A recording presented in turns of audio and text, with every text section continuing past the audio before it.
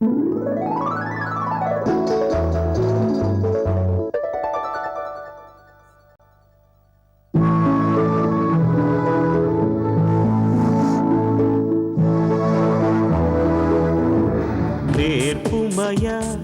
నజరేయ మా జన్మానికి మాదిరి, నేర్పుమయ నజరేయ మా జన్మానికి మాదిరి, నిలుపుమయ మాలో నీ సిలువ స్వరూపం,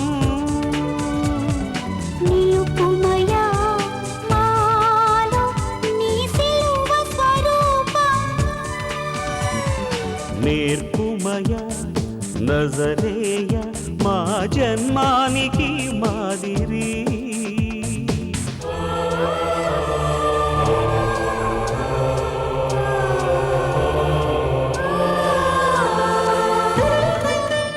యునైట్ క్రిస్టియన్ ఇంటీరియర్ మినిస్ట్రీ సమర్పించు నేర్పుమయ నజరేయ. నేర్పుమయ నజరేయ టీవీ ప్రేక్షకులకు యేసుక్రీస్తు పరిశుద్ధ దివ్యనామమున స్వాగత సుమాంజలి. వేధించే నేటి వాస్తవ సమస్యలకు వాక్యము సారా పరిష్కారం బిషప్ డాక్టర్ కేఆర్ సింగ్ గారి ప్రసంగాల ప్రత్యేకత. పరిశుద్ధాత్మ ప్రేరేపణతో అందించే అద్భుత ఆధ్యాత్మిక సందేశాన్ని విందాం. నజరేయుడైన యేసు పరిశుద్ధ నామమున ప్రియ నేర్పుమయ నజరేయ ప్రేక్షకులకు నా హృదయపూర్వకమైన శుభాకాంక్షలు తెలియపరుస్తున్నాను. ఎవరైతే ఫస్ట్ టైం ప్రప్రథముగా ఈ కార్యక్రమం తిలకించుచున్నారో వారిని ప్రేమపూర్వకముగా ప్రత్యేకముగా ఆహ్వానిస్తున్నాను వాక్యము దగ్గరికి. ప్రభు తన యొక్క వాక్ ద్వారా మిమ్మల్ని ప్రత్యేకముగా సంధించి ఆశీర్వదించి సంతృప్తినిచ్చి అభివృద్ధులు ఇవ్వాలని కోరుచున్నాను. నేర్పుమయ నజరేయ పరిచర్య ద్వారా ఎందరో ఆశీర్వదించబడి అయ్యా ఈ కార్యక్రమాన్ని కొనసాగించండి తమ అమూల్యమైన కష్టార్జితంలో నుంచి కానుకలు పంపించుచున్నారు. ప్రతి ఒక్కొక్కరికి మీ ఆత్మీయ తండ్రిగా నా హృదయపూర్వకమైన వందనాలు తెలియపరుస్తున్నాను. మీ యొక్క కుటుంబంలో ఉన్న యవన బిడ్డలను నేర్పుమయ నజరేయ యవనస్తుల పాలిభాగస్తుల సభ్యత్వంలోనికి చేర్చుకోవాలని ప్రేమపూర్వకంగా ఆహ్వానిస్తున్నాను. మీ చిన్నారి బిడ్డల యొక్క పేరు, ఫోటో, మీ యొక్క ఆశ హృదయంలో మీ బిడ్డల ఎడల ఏముందో అది తెలియపరిస్తే ఆ బిడ్డల కొరకు ప్రార్థన చేయడానికి దేవుడు అవకాశం కల్పించగలడు. అలాగనే మీ కుటుంబ సమేతముగా కుటుంబ సభ్యత్వంలోనికి చేరవాలని ప్రేమపూర్వకముగా ఆహ్వానిస్తున్నాను. మీ కుటుంబ సభ్యుల యొక్క పేర్లు, కుటుంబ అవసరతలు చక్కగా వ్రాసి మాకు పంపించినడలా మీ కుటుంబం కొరకు ప్రత్యేకమైన ప్రార్థనలు చేయగలం. ఈ సభ్యత్వం కోసం ప్రత్యేకముగా నిర్ధారించబడిన వెల ఏమీ లేదు, కానీ తీర్మానం చేసుకున్న మీ మనస్సును బట్టి మీరు మాసమునకు 100 రూపాయల పైగా సభ్యత్వం పంపించినడలా అది నేర్పుమయ నజరేయ ఆధ్యాత్మిక ప్రసారాలకి ఉపయోగించడానికి చాలా ఉపయోగపడుతుందని, మీ కొరకు మీ కుటుంబీకులుగా మీ కొరకు ప్రార్థన చేయడానికి దేవుడు మంచి అవకాశం ఇవ్వగలడని ఇస్తున్నాడని నమ్ముచున్నాం. మీ ప్రతి అవసరత అక్కర్లు దయచేసి ఉత్తరముల ద్వారా కానీ టెలిఫోన్స్ ద్వారా కానీ మాకు తెలియపరచండి. మీ కొరకు నేర్పుమయ నజరేయ ప్రార్థనా గోపురంలో ప్రార్థించుటకు మా సిబ్బంది ఎల్లప్పుడూ సంసిద్ధంగా ఉంటుంది. ఈ సమయాన ధ్యానము నిమిత్తము సమూయేలు రాసిన మొదటి గ్రంథం 1వ అధ్యాయము 2వ వచనం. వీరిలో ఒక దాని పేరు హన్నా, రెండవ దాని పేరు పెనీనా. పెనీనాకు పిల్లలు కలిగిరి కానీ హన్నాకు పిల్లలు లేకపోయిరి. హన్నాకు పిల్లలు లేకపోయిరి. నేర్పుమయ నజరేయ పరిచర్య ద్వారా ఎంతో మంది సహోదరీలు, కుటుంబీకులు వేదనతో నాకు ఉత్తరాలు రాస్తూ ఉంటారు, టెలిఫోన్ చేస్తూ ఉంటారు. వారి యొక్క సమస్యల్లో అధిక సమస్య సంతానపు లోటు, కుటుంబంలో బిడ్డలు లేకపోవడం చేత అది అనేక రీతిలైన సమస్యలను సృష్టిస్తుంది. కొన్నిసార్లు భర్త తన భార్య అనుకున్న గర్భఫలాన్ని ఇవ్వలేదని, ఒకవేళ గర్భఫలం ఇచ్చినా అనుకున్న ఆశించిన గర్భఫలం లేక కొడుకునివ్వలేదనో లేక ఆరోగ్యమైన బిడ్డనివ్వలేదనో ఆ భార్యను తృణీకరించి మరి ఒక స్త్రీతో సంబంధం పెట్టుకుని తన ఆశలు నెరవేర్చుకునే పరిస్థితులు ఉంటాయి. ఇప్పుడు బిడ్డలు లేరు, గర్భఫలం లేదు, గొడ్రాలి దాని అనే బాధ కన్నా తన యొక్క మాంసములో మాంసము, ఎముకలో ఎముకైన తన భర్త మరి ఒకరితో వెళ్ళిపోతుంటే ఆ ఆచూకని తెలుసుకోలేక ఆ భార్య ఎంతో బాధపడుతూ ఉంటుంది. కుటుంబ పరంగా కూడా ఇంటిలో వారే హేళనగా చూసే పరిస్థితులు. ఎంతోమంది ఈ పరిస్థితిలో ఆత్మహత్య చేసుకునే దారి తీస్తుంది. నాకు బిడ్డలు లేరు, నా భర్త నన్ను చూసుకోవడం లేదు, నాకంటూ గుర్తింపు లేదు, కుటుంబంలో ఈసడింపులు, మా అత్తమామయ్యలు, తోడుకోడల ద్వారా ఈ రీతిగా డొమెస్టిక్ ప్రాబ్లమ్స్, గృహహింస, గృహ సమస్యలతో సతమతమవుతున్న వారు ఎందరో ఉన్నారు. లేక భార్య యొక్క అందాన్ని కోల్పోయినప్పుడు భర్త తన యొక్క భార్యను విడిచిపెట్టి అంతకన్నా అందముగా తాత్కాలికంగా కనపడి మరొక స్త్రీతో వెళ్ళిపోయినప్పుడు ఆ స్త్రీ యొక్క బాధ, భారం కూడా చాలా ఎక్కువగా ఉంటుంది. ఇటువంటి పరిస్థితుల్లో చాలా మందికి ప్రశ్న వస్తుంది, నన్ను సృష్టించిన దేవుడు ఎక్కడా? మాకు పెళ్లి చేసిన దేవుడు ఎక్కడా? నాకు ఈ మంచి భర్త దేవుని చిత్తమని చెప్పి అంటగట్టినప్పుడు ఆ దేవుడు ఎక్కడ ఉన్నాడు? ఇలాంటి సమస్యలతో సతమతం అవుతూ ప్రశ్నకి జవాబు దొరకక బాధపడే వాళ్ళు ఎందరో ఉన్నారు. ఇది నీ బాధే కాదు, పరిశుద్ధ గ్రంథంలో కూడా ఎందరో తల్లులు అలాగూ బాధపడిన వారే. కానీ వారి బాధల్లో పరిశుద్ధ గ్రంథంలో వారి బాధ వ్రాసినప్పుడు ఆ బాధలో నుంచి బయటికి ఎలాగూ వచ్చారో కూడా వారి యొక్క జీవిత వృత్తాంతంలో నుంచి బయటకు వచ్చింది. అందుకే నేను ఈ రోజున ఈ సమయాన ప్రత్యేకముగా గృహహింస, అసంతృప్తి, అనేకమైన ఆశలు అడియాస అయిపోయిన ఒక స్త్రీని మీ ముందు పెట్టుచున్నాను, ఒక గృహిణిని మీ ముందు పెట్టుచున్నాను. ఆ గృహిణి పేరే హన్నా. ఒక సామాన్యమైన స్త్రీ ఆమె. కానీ పరిశుద్ధ గ్రంథంలో ఉన్నది ఆమెకు పిల్లలు లేరు. కానీ హన్నా జీవితాన్ని మనం జాగ్రత్తగా పరిశీలిస్తే ఆమె గర్భము మూయబడినది, కానీ ఆమె హృదయము తెరవబడి ఉన్నది. అందుకే నేను అంటాను, హన్నా జీవితానికి ఏదైనా పేరు పెట్టండి అంటే మూయబడిన గర్భం, తెరవబడిన హృదయం. మూయబడిన గర్భం, తెరవబడిన హృదయం. ఎవరైతే తమ జీవితంలో తమ యొక్క ద్వారాలు, తమ ఆశలు అన్ని క్లోజ్ అయిపోతున్నాయో, మూయబడుతున్నాయి, ఒకదాని తర్వాత అన్ని అడ్డంకుల ద్వారా మూయబడుతున్నాయని మనము అనుకుంటున్న వేళలో ఒక్కసారి మనల్ని సృష్టించిన దేవుని వైపు మన ఆత్మను పైకెత్తుదాం, మన హృదయాన్ని తెరుద్దాం.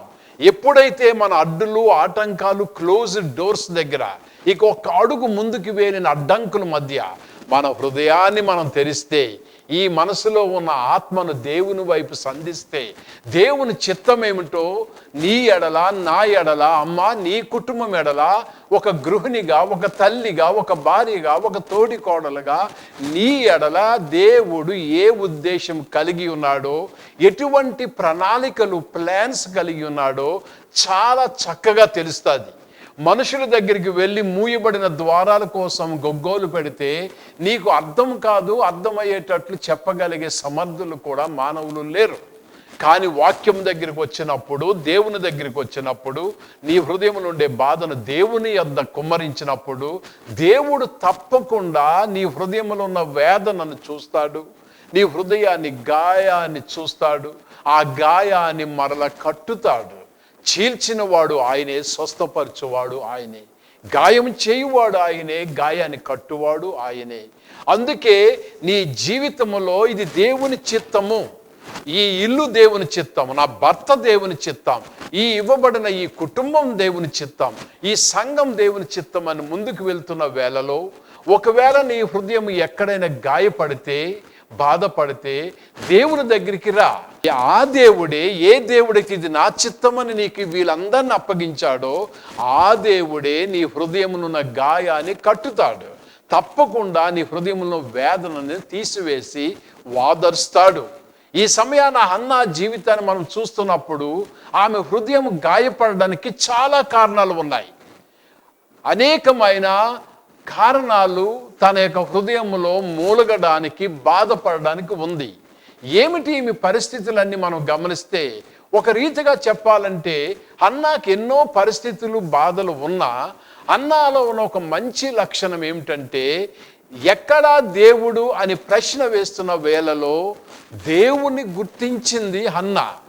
అందుకే హన్నా జీవితాన్ని నేను మీకు 3 భాగాలుగా వివరించి చెప్పాలని కోరుచున్నాను రాబోయే రోజుల్లో.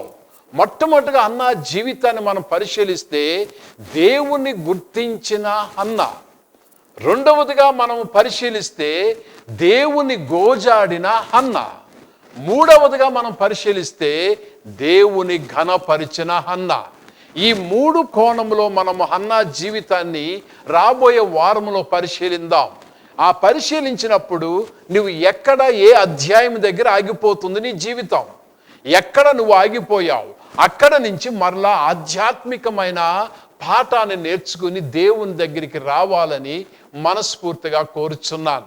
హన్నా జీవితాన్ని పరిశీలిస్తే ఏ స్థితిలో దేవుని గుర్తించింది, ఆ స్థితి నీకు ఏర్పడినప్పుడు నువ్వు కూడా దేవుడు ఉన్నాడు అని గుర్తించగలవా?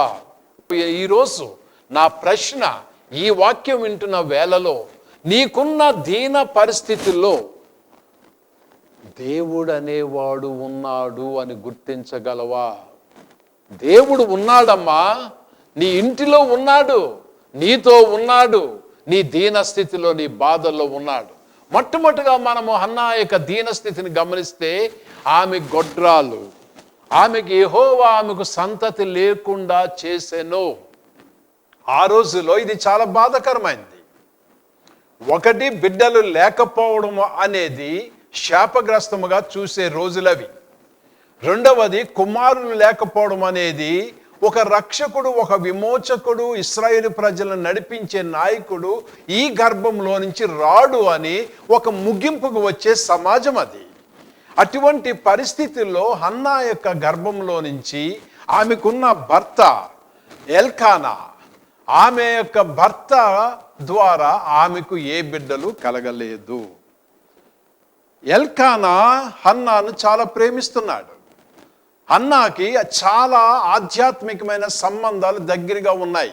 ఆమె భక్తిపర్రాలు, దేవుని యందు విశ్వసిస్తుంది, దేవుని యొక్క సన్నిధికి తరచుగా వెళుతుంది, ప్రేమించే భర్త ఉన్నాడు. కానీ ఒక లోటు ఇది. ఒక ప్రక్కన దేవాలయం ఉంది.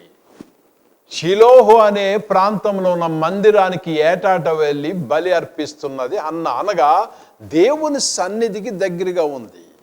ఆమె ప్రార్థన చేస్తున్నప్పుడు యెహోవా అని మొర్ర పెడుతుంది, అనగా నిజమైన ఇశ్రాయేలు దేవుణ్ణి గుర్తించింది. మూడవదిగా చూస్తే ఆమెకు మంచి ప్రేమించే భర్త ఉన్నాడు. నీకు బిడ్డలు లేకపోతే ఏమిటి, 10 మంది బిడ్డల కన్నా విలువైన వాడిగా నేను లేనా, నేను నిన్ను ప్రేమించడం లేదా అని ఆమెకి తాత్కాలిక ఓదార్పుని ఇస్తూ, ఆ ఓదార్పుని మెటీరియల్గా చూపిస్తూ అందరికన్నా కాస్త ఎక్కువగా మంచి భోజనం ఆమెకి ఇస్తున్నాడు. ఎన్ని పరిస్థితుల్లో ఉన్నా కానీ ఆమె గుండె గాయపడుతుంది, ఆమె హృదయం గాయపడ్డాది బిడ్డ లేకపోవడం చేత. అది ఎంత లోటో ఇక్కడ గమనించగలము. దేవుడు ఉన్నాడు, ఆమెకు దైవభక్తి ఉంది, దేవుని మందిరం ఉంది, యాజకులు ఉన్నారు, ప్రేమించే భర్త ఉన్నాడు. కానీ హృదయంలో మాత్రము ఆమె గాయమును గుర్తించేవారు లేరు. ఆమెకు సంతానం లేదు హన్నాకు. ఇప్పుడు గొడ్రాలితనము ఒక శాపముగానో ఒక లోటుగానో సమాజం చూస్తున్న వేళలో ఇప్పుడు మరి ఒక సమస్య వచ్చింది హన్నాకు. తన శరీరంలో శరీరము, తన భాగము, తన ఎముకలో ఎముకైన తన భర్త అయిన ఎల్కాను మరి ఒక స్త్రీకి ఇవ్వవలసిన పరిస్థితి వచ్చింది.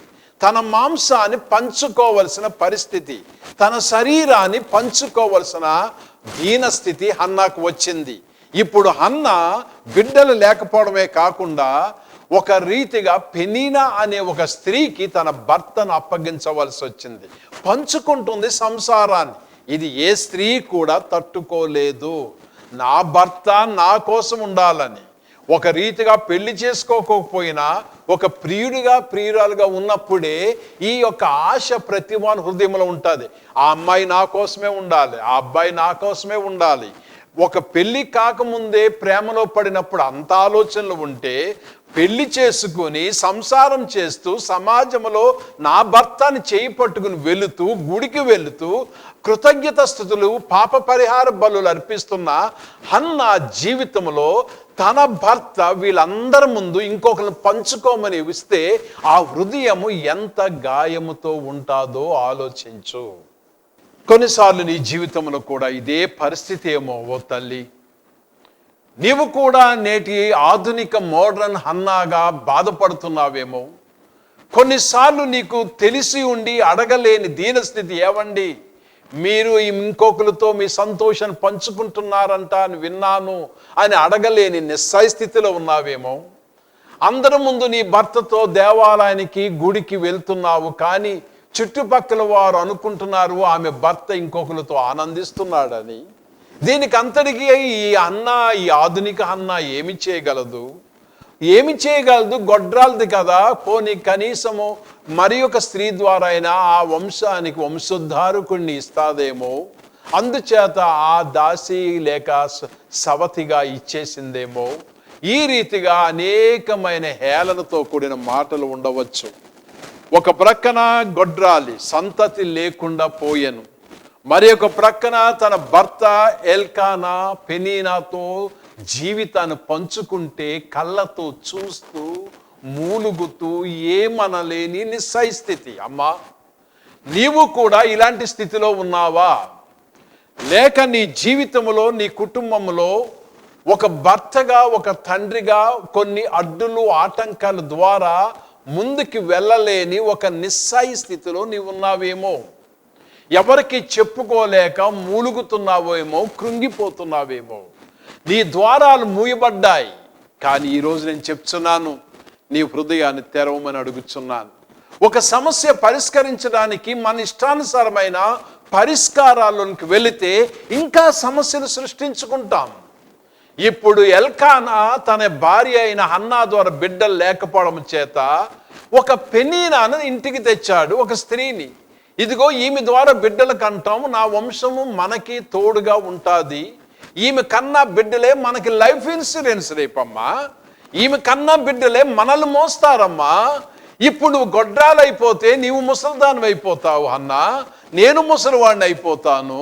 రేపు ఎవరు మనల్ని చూడడానికి ఉన్నారు? అందుచేత మన క్షేమం కోసమే అన్నా, నీ క్షేమం కోసమే పెనీనాను తెచ్చాను తల్లి.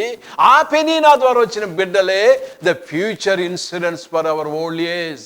మన వృద్ధాప్యానికి ఆ బిడ్డలే అండగా ఉంటారు. నువ్వు అర్థం చేసుకో తల్లి, నువ్వు అర్థం చేసుకో అని నువ్వు అర్థం చేసుకోలేని ఒక మూర్ఖపు స్త్రీగా నీ భర్త నీకు చూపిస్తున్నాడేమో.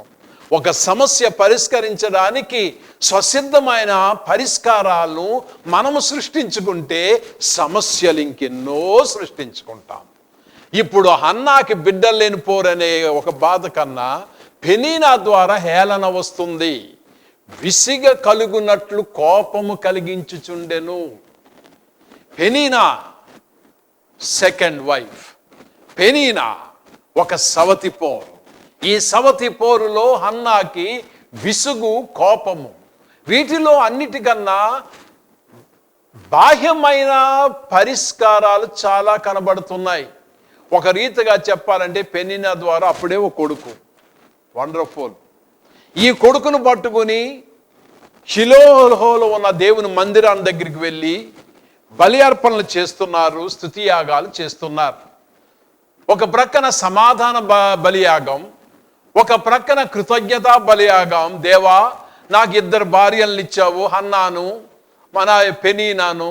ఇప్పుడు హన్నాకి బిడ్డలు లేకపోయినా కనికరించావు, పెనీనా ద్వారా బిడ్డనిచ్చావు, ఇదిగో కొడుకు అని ఒక సమాధానము హనాతోనూ దేవుడితోనూ, మరొక ప్రక్కన కృతజ్ఞత స్తుతులు ఎల్కానా చెల్లిస్తున్నాడు.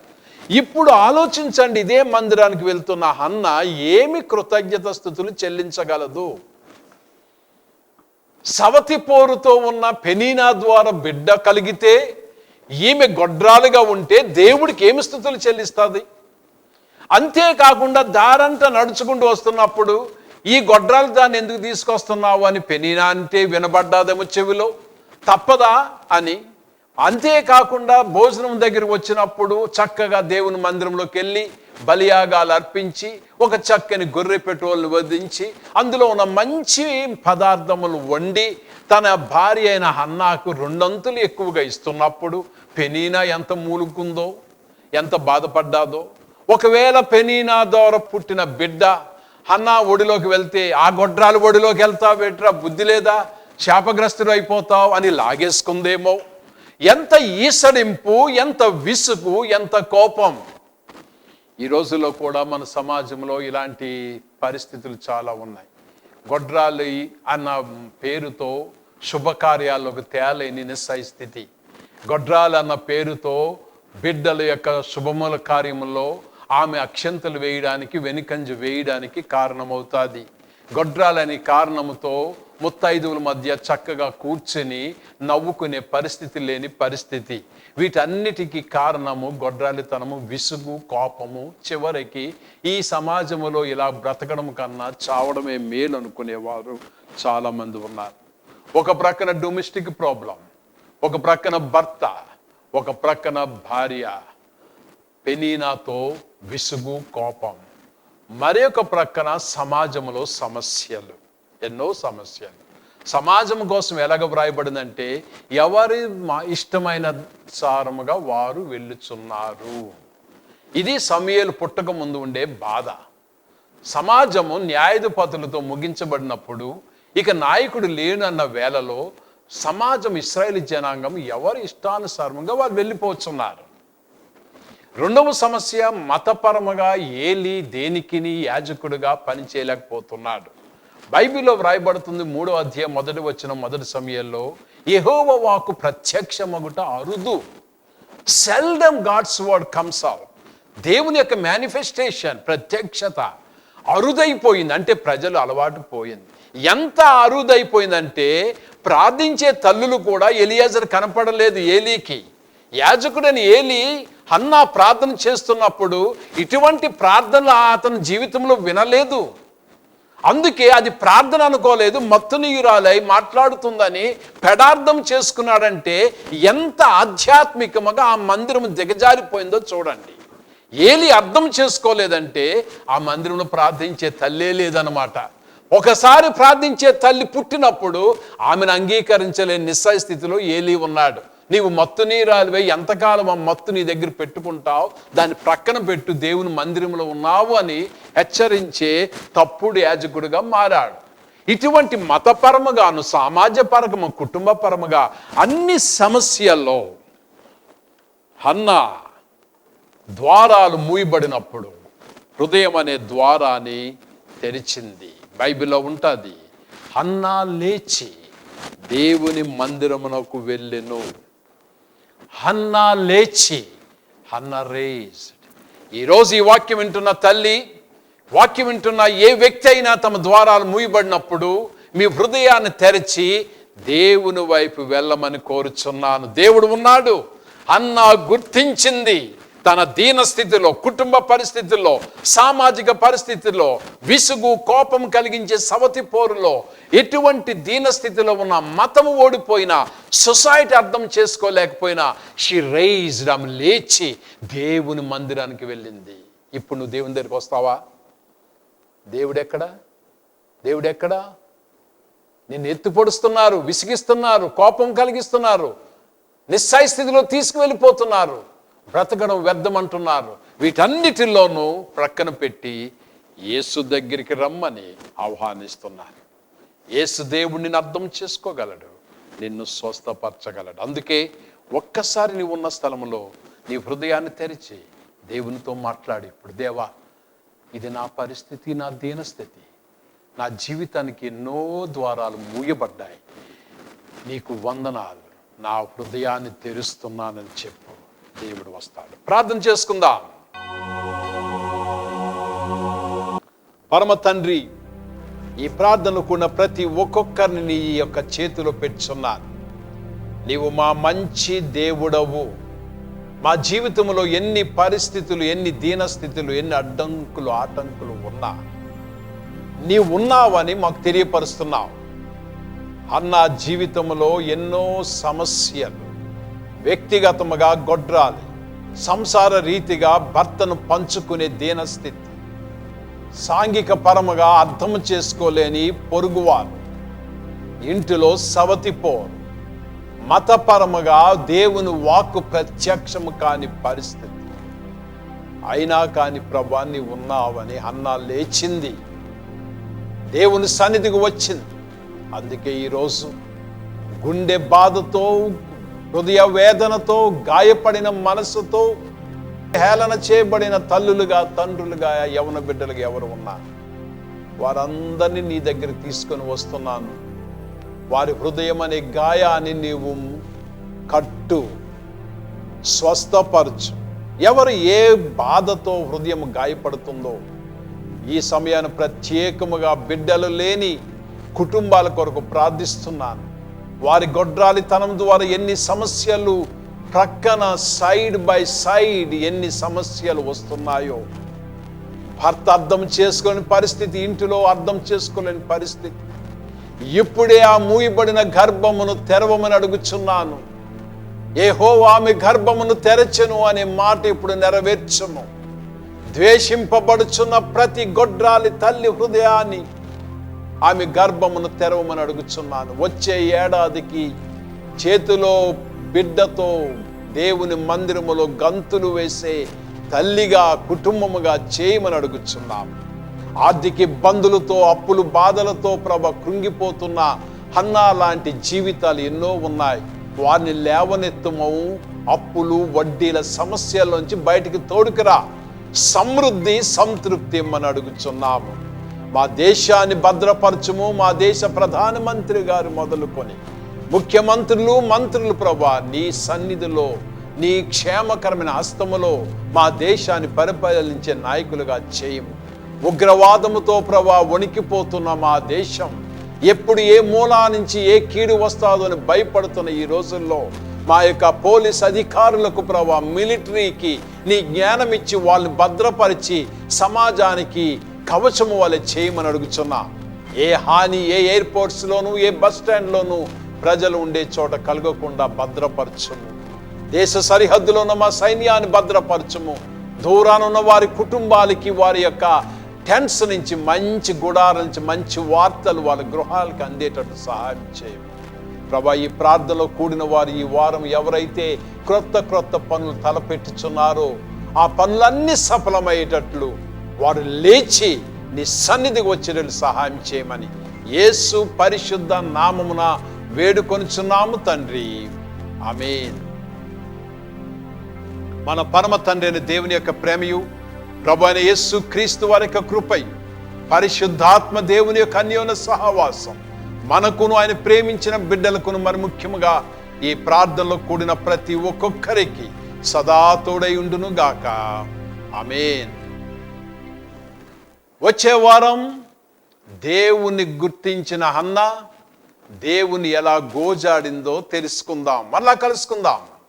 మీరు ఇంతవరకు బిషప్ డాక్టర్ కేఆర్ సింగ్ గారి అద్భుత ప్రసంగాన్ని విన్నారు.